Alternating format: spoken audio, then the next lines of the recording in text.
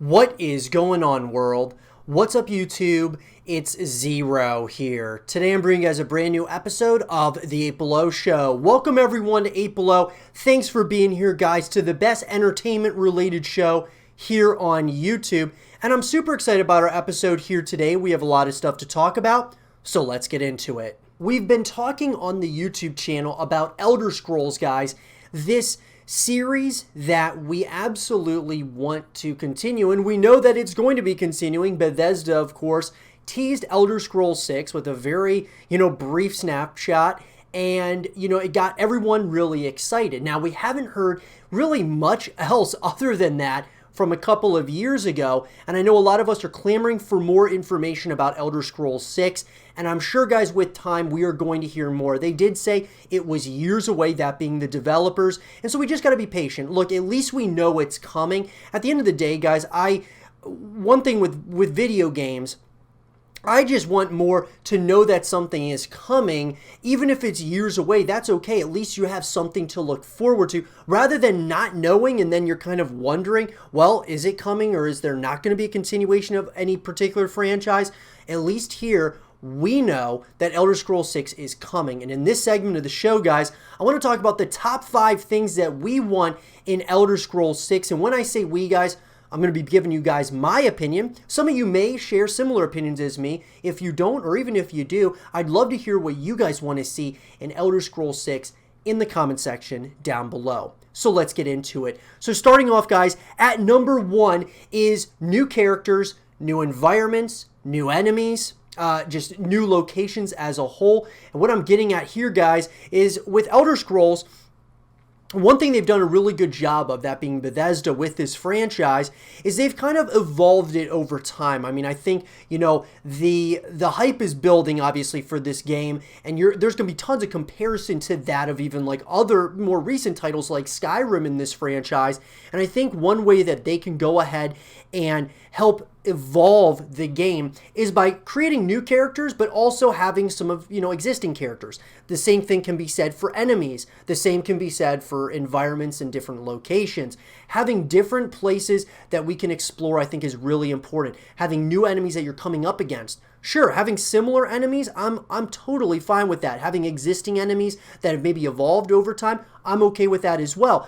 I just want there to be differences and similarities. You just don't want like this copy and paste, and I don't think we're going to be getting that because we're waiting a long time for the continuation of this franchise. I just want to see new environments as well, guys, that being different places that we're going to be able to explore, right? You want it to be fresh at the end of the day. Like I said, certain things that you want to feel very similar, but you also want there to be those differences, and that's number 1 to me. Number 2, guys, is going to be a more traversive world in Elder Scrolls. I think what Bethesda has done really well is, they've created this very expansive world, and they've had things, along the journey throughout your course of playing these games. And I'm really thinking mainly in the back of my mind about Skyrim here, guys. There's things to do along the way, like side missions and things of that nature. But what I even want more than that, more now, is even a more traversive world. Imagine, guys, this is going to be coming out most likely on the next generation consoles, that being like the Xbox Series X and the PS5. And what I'm going to say about that is, guys, look, the amount of detail that can go into this game is probably going to be something special. And so what I believe needs to happen in Elder Scrolls 6, guys, is having more ways in which, like, along the journey, we know it's probably going to be a long journey within the campaign. I think that I want to have more ways in which I can do things. I can traverse the world. I can, whatever it might be, doing more side missions, having things along that, just different pathways that you're like walking down, right? The dirt roads and things of that nature, where there's more things to do along your journey of playing the campaign. And I think that's really important, guys. I just really, at the end of the day, want there to be more that we can see and do along the journey that is going to be Elder Scrolls 6. Coming in at number 3, guys, I think that one of kind of one of the big controversies, I guess you couldn't really call it a controversy, but I would say that the community split on this, is Elder Scrolls Online. I think that there's a lot of people who really enjoy it, others that just don't really like it. They don't think that it's, really that great. To me, though, guys, I love Elder Scrolls Online. I personally don't play it a ton, but here's the reason why I like it. It gives you more reasons to come back to Elder Scrolls at the end of the day, guys. When you think about it, after you're done playing Skyrim or you're done playing some of these other games, the thing about it is that you're going to most likely turn to other games and start playing other games because it's just a campaign. Whereas with Elder Scrolls Online, if you love this franchise, you can come back to it and play in an online, setting with your friends, by yourself, whatever it might be. And so I think it's really important, guys, that they expand upon Elder Scrolls Online, because I think that this is something that could be really special moving into the next, obviously the next game, that being Elder Scrolls 6. And also, it could really do well, I believe, with those upgraded graphics and things of that nature. So I just want to see an Elder Scrolls Online continued, but expanded upon, and obviously more and more content is always very much so appreciated. And then, of course, guys, at number 4, kind of following up on the Elder Scrolls Online segment, I think it's important to me that there are more earnable items. There's more things that you can earn rather than paying through, microtransactions, things of that nature we'll get to here in a second. But I want to have more earnable items within Elder Scrolls Online. I even want it in the campaign, guys. I want there to be more things that you can do, like more earnable items, whether we're talking with crafting and things of that nature. Things that we can do that we can earn for our character, more ways in which we can customize our character. So really, this is kind of a two-part. You have earnable items, but also customizable items as well. I think having more customizable items and options within the game are going to be really appreciated, whether we're talking from a campaign perspective or we're talking from a multiplayer and like co-op perspective. So that would be the next thing for me, guys. And then rounding it out, guys, coming to number 5, this is kind of another two-parter here, but one thing that I would love is just no microtransactions, guys. Look, and this is what I'm going to get at here, is I've said in the past on the YouTube channel that I don't mind microtransactions that much. I just don't buy really anything when I play these games. So microtransactions really haven't bothered me that much. However, when we're talking about Elder Scrolls and we're talking about Bethesda in particular, there have been some choices that they have made in the past, whether we are talking about Fallout 76, pretty much in particular here.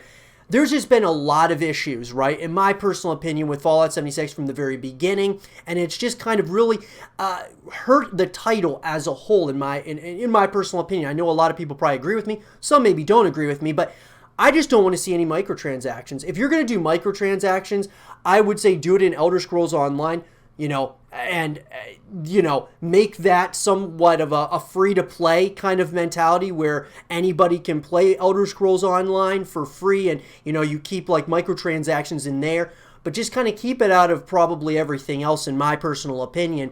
Microtransactions, guys, as long as they aren't deceptive to the consumer, I'm okay with. But I just think when you're talking pay to win, tactics and that pay to win mentality, I just don't like that at all with microtransactions. So normally I would say, look, microtransactions are going to be in every game, and most likely Elder Scrolls 6 will be no different. It will also have microtransactions in one way, shape, or form. But I would just really like to see no microtransactions in this game. And that kind of brings me to the second part of this fifth thing that I want out of Elder Scrolls 6, and that is to Bethesda to take your time on this title. Look, we all want to play Elder Scrolls 6, right? We all want to play it. But here's the thing, guys. Bethesda needs, at the end of the day, I think that they, I'm not going to say that they rushed Fallout 76, but it did feel like it could have been really more polished and such. And I know there's deadlines that need to be met here. But when they were saying that Elder Scrolls 6 is years away, take your time. Look, you're following up one of the most beloved games out there, even to this day, being Skyrim. And I gotta say, guys, that I really think that they just have to take their time at the end of the day with this title. And if they do, and they kind of do everything that, you know, within their power to make this as solid of a title as possible, I'm sure that people are going, regardless of whether the game's good or bad, there's gonna be comparisons to Skyrim, and it's gonna be consistent. And I just don't want to see Bethesda after the disaster that was Fallout 76, in my opinion. Even though I thought underneath all of the criticism and such, I thought there was a special game there, but it just was not dealt with properly, in my opinion. I think with Elder Scrolls 6, if it's dealt with properly, this could be a very special title. So take your time. But those are the top 5 things, guys, that I want to see in Elder Scrolls 6. Let me know in the comment section below, guys, what do you guys want to see in Elder Scrolls 6? Let me know, guys, down there in that comment section below. And for more Elder Scrolls 6 content and videos, stay here with Zero TV. The more Phase 5 content that we create on the YouTube channel, the more people have been asking me questions, specifics on what I think is going to happen as far as the Phase 5 recruitment challenge. Look, guys, at this point in time, we know that Phase 5 is coming out, and it's coming out in 2020. Allegedly, it's coming out in 2020. Now, here's the thing. We don't know any other detail other than that, and this is all speculation. You guys can check out all my other Phase 5 videos here on the YouTube channel. We've been making a lot of that content, and you guys seem to be enjoying it. I just want, to kind of put that out there that, this is all speculation at the end of the day. This is one man's opinions, and I would love to hear yours in the comment section down below. So the question is, guys, that I've been getting from people, whether we're talking social media or, on YouTube here, is could Phase 5, as as this is going to be an event, pretty much. I mean, this is going to be more than a recruitment challenge at this point, right? We had the first 2 Phase 5s, which were huge, right? Biggest recruitment challenges by far of any gaming team ever in history. And then, of course, you had Phase 1. And Phase 5 as a whole, I mean, we're talking, it was a pretty niche recruitment challenge at the same time, too. You're talking the sniping and trick-shotting communities in Call of Duty, guys. So I know that those were decent-sized communities back then, but at the end of the day, were niche communities, and it was just so big. It was incredible. So now that they are probably going to expand this thing in a major way, could this become the biggest gaming event ever? And so I'm going to phrase this into two segments here. Number one is, guys, to answer the question, most likely not. It would have to be absolutely astronomical. Now, it depends on how we're considering this as, or how you're phrasing an event in the community. So I think this is going to be huge. This is going to be the biggest recruitment challenge all time, without a doubt, guys. In 2020, biggest recruitment challenge in the history of gaming, in my personal opinion, because none of the other big teams out there really do recruitment challenges like Optic and, TSM, Team Liquid, and, all of these big teams, guys, they don't do recruitment challenges. They just recruit, very talented individuals that are the best at their craft, whatever game it is, and they just recruit them. They don't really do recruitment challenges, whereas FaZe has done this challenge a couple of times now. So, and FaZe, by the way, guys, is one of the biggest gaming teams in the world, so there is that. But I think it really comes down to how you phrase it. So, could Phase 5 become the biggest gaming event ever? I would say, my gut tells me probably not. However, the length of the event is going to be something interesting. I mean, we look at events like in Fortnite, or we look at an event in Apex Legends or one of these games, it gets a lot of people viewing it or experiencing it for like a short period of time. But Phase 5 is going to be drawn out over the course of time. I think this could have a ton of engagement over the course of the time that the event's going on. Because I do believe that Phase 5 is going to be an event, guys. I really do. I think this is going to be much more than just a standard recruitment challenge, especially if they, kind of expand what has been done in the past with Phase 5, being Call of Duty trick-shotting and sniping. They expand that to Fortnite. They expand it to, the content creation community, the streaming community, Apex, or whatever other games they want to. It could be absolutely huge. Now, there's been a lot of speculation that Phase 5 is going to be a Fortnite recruitment challenge only. It's not going to have any ties to Call of Duty. I hope it has some ties to Call of Duty, And I understand that they're kind of moving into Fortnite, but I would love to see them do Call of Duty as well as Fortnite, in my personal opinion. But that's neither here nor there. I think that Phase 5, though, guys, this could be a huge event. I mean, it could technically, I mean, I like I said, it will be the biggest recruitment challenge we've ever seen within, just the gaming community as a whole. It will be an absolutely huge recruitment challenge. I mean, people wanting just a chance at joining FaZe is, something that obviously pretty much everybody's going to be going for, right? So I would say it's going to be massive as far as from a community engagement perspective. As far as the biggest gaming event ever, I mean, we're just going to have to kind of wait and see. I would say no, most likely not, because of events that have come and gone, like from Fortnite and some of these other, the Fortnite World Cup and all of those things, guys.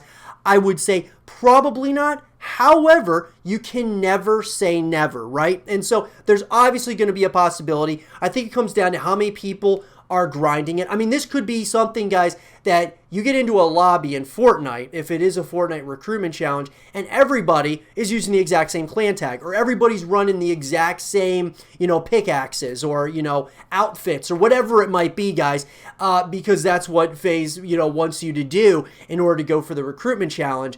But it'll be very interesting, to say the least. I'm going to say no, but what I will say is that I think that it's going to be a massive, massive ordeal. I mean, there's no getting around it, guys. This is one of the biggest, esports and gaming organizations in the world. One of the most beloved, some of the best fan engagement ever within, just FaZe as a whole.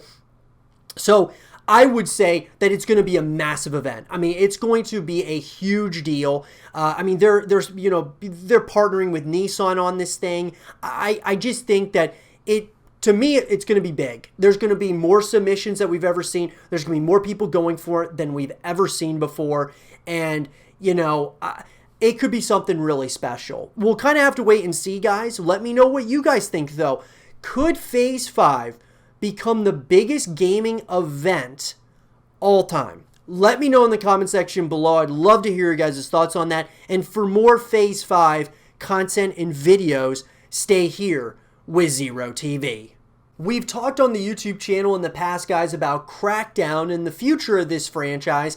And, guys, I gotta say that Crackdown as a whole, I enjoy it. I don't think it's like a terrible franchise or anything. I gotta say that I love what they did with Crackdown 3 when we finally got it. I thought that graphically and just all of that, there were a lot of things that I didn't like about Crackdown 3, but there were a lot of things that I really did enjoy. And so in this segment of the show, I want to talk about the future of this franchise, because after how long we had to wait for Crackdown 3, I want to talk about Crackdown 4 and everything that we want out of this game. And when I say we, guys, I'm going to be talking about myself here and my opinions. Some of you may share similar opinions, and some of you may not, and that's fine.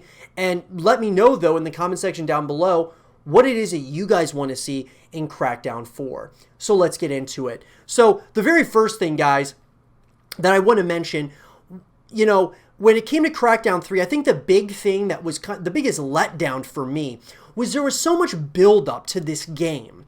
And it was just years upon years of build-up. And then when it came out, I thought it was good. I mean, I didn't think that Crackdown 3 was terrible, but it didn't feel like it was worth the wait, in my opinion. I want them to make Crackdown 4, they give us a release date, it sticks to that release date, and they build the hype from there and convince all of us that, they're really doing things to significantly, whether it's traversing the world or whether it's, kind of making it bigger and better than Crackdown 3. And like I said, guys, I really did like the third one. I just thought that the amount of time that we had to wait till this game came out, I believe we started hearing about it in 2016.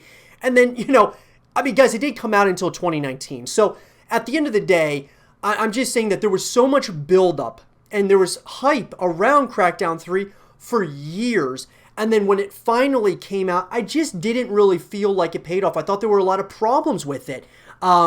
There were a lot of things that worked and a lot of things that didn't work. So the first thing that I really want, guys, is when they say we're releasing it on this date, stick to that date. I mean, I think that this has become a problem with so many game companies out there where they give us a date and then they delay it. Now, obviously, guys, with the pandemic going on, it makes sense that you're delaying stuff because of that. But before all of this, back when Crackdown 3 came out in February of 2019, there wasn't anything like that going on. And I just think that it's become way too custom for the video game industry to be delaying games significantly as it gets closer and such. Just if you're going to stick to a release date, stick to it. And that's just my first thing that I would love to see with Crackdown 4. Stick to the release date. Number 2, traverse the world. As I said a little bit earlier, continuing traversing the world.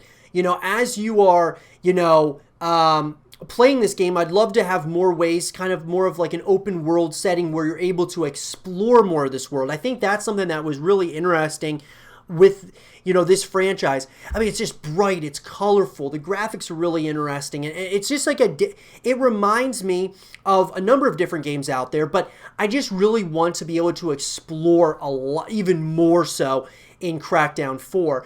And I know there's a lot of action in the third one, and I want there to be a lot of action as well in the fourth one, but I would like to be able to traverse the world even more. That leads me to the next thing, guys. Having more earnable and customizable options, customizing your character, customizing the weaponry that you're getting, I think that's really important as well.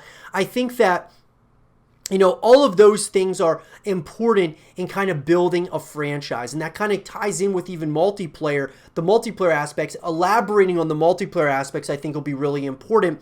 That kind of gets us to the bugs and such, the problems that ensue. I think don't release the game until it's ready. That's the biggest thing. Stick to a release date, but, kind of give yourself enough time so the game is done and ready to go so there's not a bunch of bugs and problems when the game finally does release.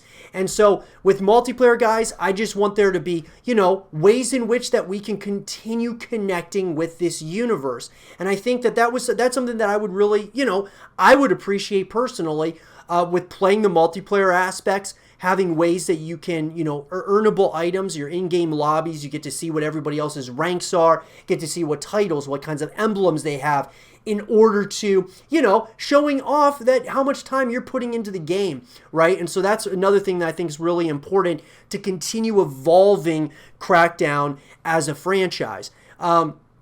So at the end of the day, guys, some of the biggest things the biggest takeaways from Crackdown 3 to me are, don't release a game till it's ready, but don't give us, a date and then you just keep delaying it. I mean, that's just something that really, it's become very apparent that it went through a development hell stage. And I think that's, I just don't want that to happen with Crackdown 4, without a doubt. And I think, guys, that there are things that they can implement into Crackdown 4 to make it even a better experience over time. And what I'll say is, also, guys, I think Crackdown 4 could really take great advantage of the Xbox Series X as well as the PlayStation 5 as far as those graphics are concerned, even make it even graphically even better than it was in Crackdown 3. And like I said, I think that the bugs and things of that nature were things that kind of held the game back somewhat. I thought the story did as well a little bit. Not that I didn't, enjoy the story as a whole, but I think it held it back somewhat. All of those things kind of, are problems that need to be solved, especially moving into Crackdown 4. But all in all, guys, for me, another big thing that I would really like to see would be with Crackdown 4 is making it free to play. I think that would bring a lot more people, get a lot more eyeballs. Look, they realized that they messed up certain aspects of Crackdown 3. So with Crackdown 4, making it free to play, even doing like a soft reboot of Crackdown, would bring a lot of people together to at least try it out. So I would be all on board with a free-to-play Crackdown game, guys, or Crackdown 4. I would love to see that. I hope they do that. Most likely they probably won't. Maybe it'll be something like they put, they'll add it into Xbox Game Pass or something of that nature. But I would personally like to see a free-to-play Crackdown 4. I think that it would get a lot more people and a lot more eyeballs on the game. People would at least try it out. It would give them a lot of that reassurance, like, hey, this is a free-to-play game. We're going to try it out. And, I think it actually could do really well. But that's just my opinion, guys. Let me know what you guys think in the comment section down below. And for more Crackdown 4 content and videos, stay here with Zero TV. In this last segment of the show, guys, I'm going to be introducing the 3 games I'm playing, July 2020 edition, guys. A new series coming onto the YouTube channel that is also joining the 3 games I'm buying. This is, guys, another series where I'm going to be giving you all, I think this is a way in which that we can kind of connect in more ways than one. And I think that's really important that you guys kind of hear from me what games I'm playing. I want to hear what kind of games you guys are playing. And each month we're going to kind of update it. If there's probably going to be some titles that I'm playing each and every month, there's probably going to be some changes to it as well. The same thing with the games that I'm buying. I'm going to be buying, of course, different games each and every month. And so this is another series that is new to the YouTube channel. Let me know what you guys think about it. And let me know in the comment section below what games you're playing right now. So let's get into it. So guys, coming in at number 1 for me is Jedi Fallen Order. I'm playing Jedi Fallen Order right now, guys, in this month, July of 2020, and I've beaten it one time, and I decided I wanted to play it again. Look, I love this game. As a whole, I think it's great. I think it is a disservice, though, that there's no multiplayer, because, man, I would be coming back to it and playing more and more if there was multiplayer elements to Star Wars Jedi Fallen Order. I will say that the story is really good. The things, I've said this on my YouTube channel before, guys, that the bugs and such that are within the game are just not, it's a problem at times. It was just a lot of frame rates. I played it on the PlayStation 4, and so I've had some issues, let's put it that way. Issues with the bugs and some of the frame rates dropping and things of that nature. However, overall, this game is incredibly well done. I cannot wait to see a continuation of where Respawn may be going with this, sub-series of the overall franchise of Star Wars in video game format. I can't wait to see where it goes. And so I'm playing it again, guys, because I enjoyed it a lot, and so I'm kind of going through it a little bit slower this time. I kind of played it relatively quickly the first time through. I didn't realize how it was a pretty short campaign, and so this time around I'm kind of trying to explore a little bit more and such. But I would love to see this franchise or this sub-series certainly be expanded upon in, continuations like Jedi Fallen Order 2, whatever it might be. I'd love to see, a full open world. I would love to, there's a number of things that I'd really like to see, but multiplayer in Jedi Fallen Order would be so cool. I mean, think about it. We got Battlefront, and at the end of the day, a lot of us don't really even think it's that great. Jedi Fallen Order is a really great story. Maybe Respawn felt comfortable there. They didn't feel comfortable with the multiplayer aspect, but I think that it needs to happen. I think it's a disservice to just have, a single player story, in my personal opinion. But coming in at number 2, guys, is Call of Duty Warzone. So, guys, I've already played the campaign. I have 2 copies of Call of Duty Modern Warfare. I have one on my Xbox One, one on the PlayStation 4. I bought it for a couple of different reasons. It seems like basically all of game battles is primarily on the PlayStation, so that's why I bought a copy on the PlayStation. And then my Xbox is what I, generally speaking, play a little bit more of. But I've been playing Warzone. Let's put it that way. Beat the campaign, beat, all of that. The greatest campaign ever in Call of Duty, and that's my personal opinion, guys. I think it's the best. I think it topped Modern Warfare 2 in my personal opinion. And it was so good. The campaign was so incredible. But now with Warzone, in particular, I'm not very good at it. I'm not very good at it whatsoever, but I really do enjoy Warzone as a BR. I think it's the best BR made to date, and I'm excited to see Battle Royale expand and kind of change over time. I think the addition to the gulag, where it's almost like your last stand, your last chance to get back into the fight in Warzone, makes it a very interesting kind of tactical, but it also kind of leaves a little bit of some strategy as well. I just love the concept of Warzone, guys. I love Modern Warfare as a whole. I've said this on a number of occasions that it is up there with Modern Warfare 2 and Black Ops 2 as one of the best games out there. I would say that Modern Warfare, in my opinion, guys, as far as where I would rank it, it goes Black Ops 2, and then you got Modern Warfare 2 slightly below BO2, and then for me, pretty much almost hand in hand is Black Ops 4 and Modern Warfare. I really enjoy those two titles. The only reason why Black Ops 4 wouldn't get a little bit higher is because it didn't have a campaign, and that was kind of a bummer to me, but I love the multiplayer side of Black Ops 4. Modern Warfare was a full package as a whole. Maybe over time, because of how much I'm enjoying Warzone, maybe it'll get up there with Modern Warfare 2. I don't know. It's hard to say. But coming in, guys, at number 3 is The Last of Us Remastered. So, obviously, guys, I'm going to be purchasing The Last of Us 2, but I kind of felt like I want to finish playing The Last of Us Remastered again to kind of just refresh my memory before going into The Last of Us Part 2. And I also wanted to kind of give it a little bit of some time.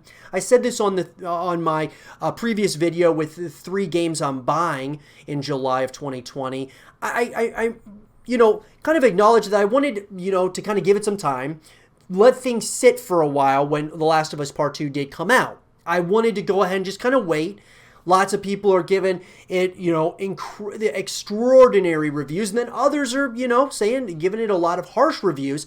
I just wanted to kind of wait, let things calm down, and then I will go into it, not, knowing really any of the spoilers or anything like that, and just go ahead, sit down, play the game, and really, enjoy it for what it is or not enjoy it. It just depends. I mean, I have no idea. I'll have to, of course, give you guys my thoughts as I do play the game. But what I will say is The Last of Us Remastered is one of the greatest games I've ever played. It is absolutely extraordinary. As far as from a story perspective, I love that there's even multiplayer.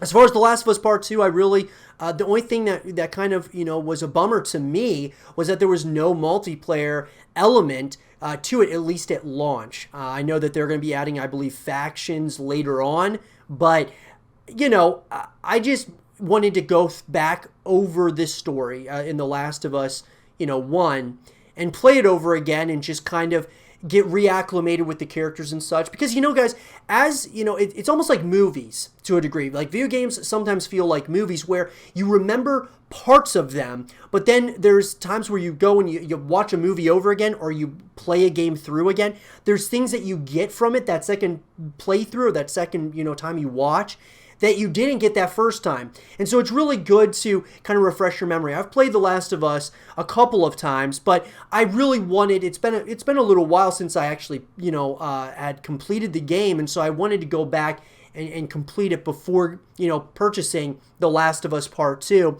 And so we're doing that, guys. These are the 3 games.